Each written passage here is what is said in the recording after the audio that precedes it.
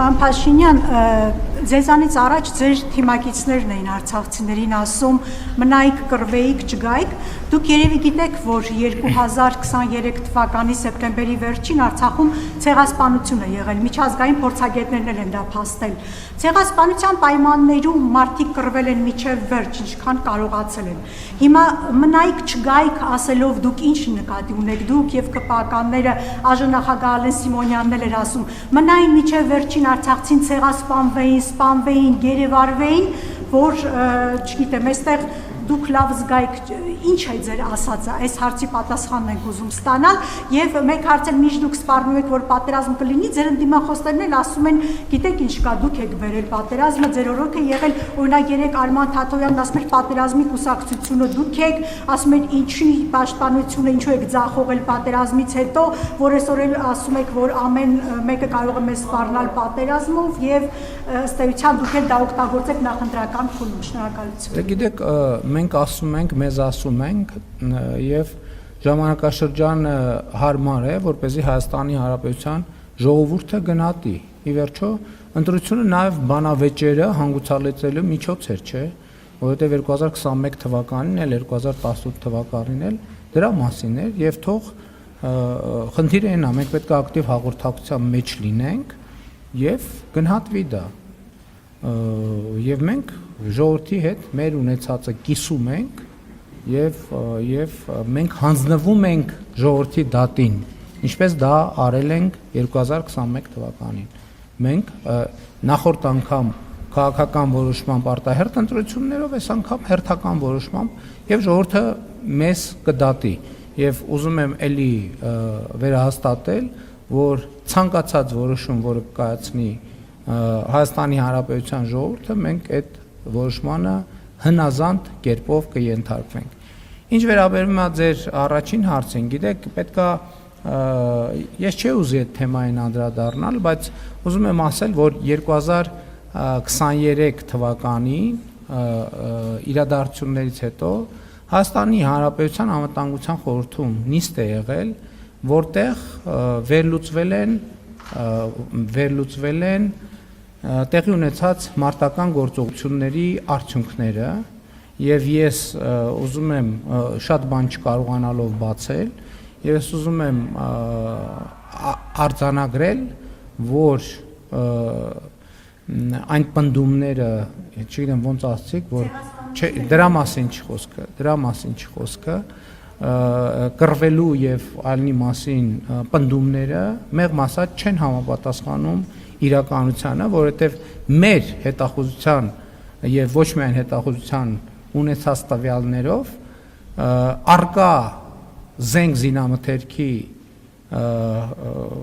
ես տոկոսներ ասեմ, կարող եմ տոկոսային ճշգրտությամբ գնահատվել, բայց առյուծի բաժինը դա կարող է լինել 80%, դա կարող է լինել 90%, մնացել են ձեռք չտված, սենց ասել, դրանից առաջ մենք հնարավորություն էինք ստեղծել, որպեսզի տեղի ունենա քաղաքական գործընթաց եւ Ղարաբաղի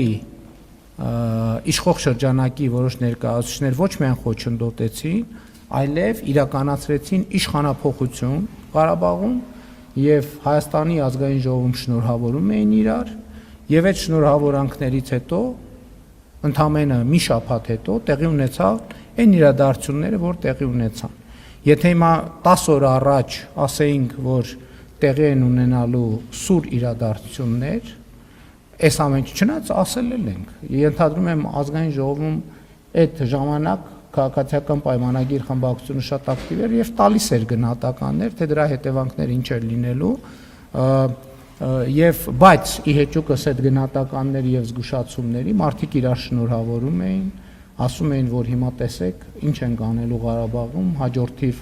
ինչ են անելու Հայաստանում, եւ ես ուզում եմ հաստատել դա, որ նրանք այն ինչ որ արեցին Ղարաբաղում, հաջորդիվ ուզում են անել Հայաստանում, եւ այդ մարդիկ ընդ որում նրանց մի մասը Հայաստանում իշխող շրջանակների եւ քաղաքական ուժերի ներկայացուցիչներ են բառից բուն իմաստով փախան Ղարաբաղից, ընդ որում ինձ մեղադրելով, որ սահմանները մենք փակել ենք եւ թույլ չենք տալիս, որ ժողովուրդը դուրս գա։ Եվ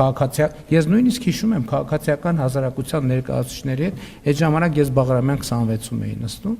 քաղաքացիական հասարակության ներկայացուցիչների հետ հանդիպում տեղի ունեցավ, որտեղ նրանք եկել էին եւ ինձնից պահանջում էին, որ ես սահմանը բացեմ։ Ես ասել եմ, որ սահմանը փակ չի բնականաբար, բայց նաեւ ուզում եմ ասել, որ Ղարաբաղի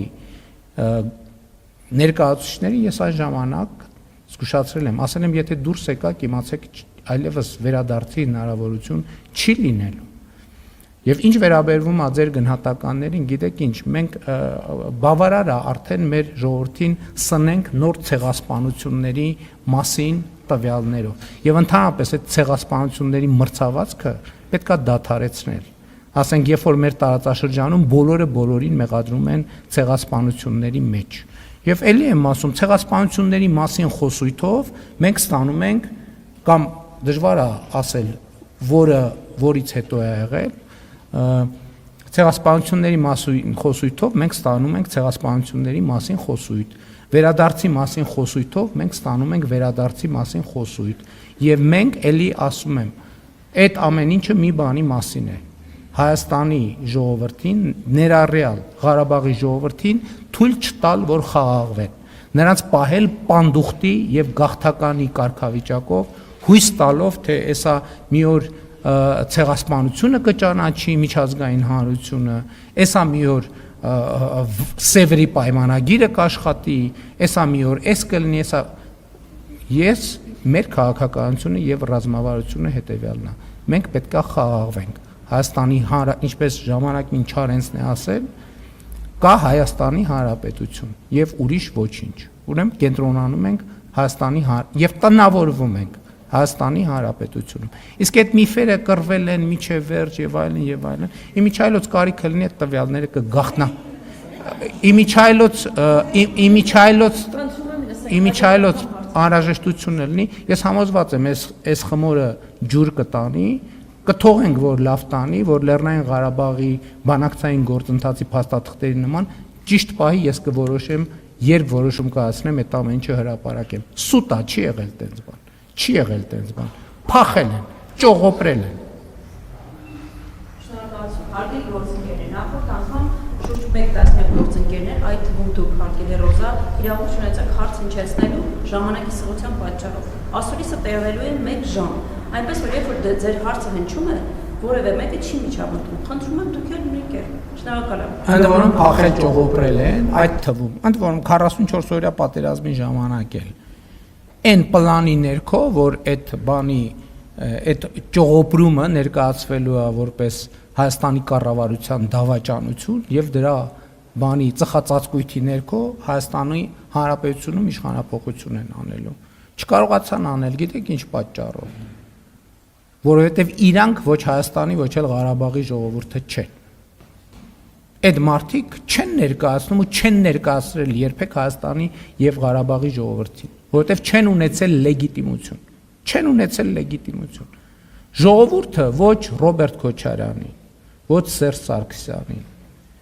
Լևոն Տեր-Պետրոսյանին մի անգամ ընտրել է, դրանից հետո չի ընտրել։ Նրանք երբեք Հայաստանի լեգիտիմ ղեկավար չեն եղել։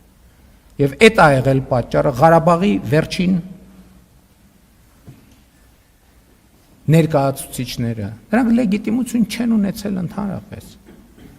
Նրանք ում ներկայացուցիչն են, ընդհանրապես ում են ներկայացրել, այդ հարցը պետքա պարզաբանվի եւ այս օրերին այդ հարցն է պարզաբանվում։ Լևոն Տեր-Պետրոսյան, Սերժ Սարգսյան, Ռոբերտ Քոչարյան եւ նրանց քաղաքական ուժերը ներկայացնում են ում ասես, բացի Հայաստանի ժողովրդից։ Նրանք Հայաստանի ժողովրդի հետ կապ չեն ունեցել երբեք։ Եվ Լևոն Տեր-Պետրոսյանն է, որ իր առաջնորդությամբ Հայաստանը եւ հայ ժողովրդին ներքաշել այս ավանտյուրայի մեջ։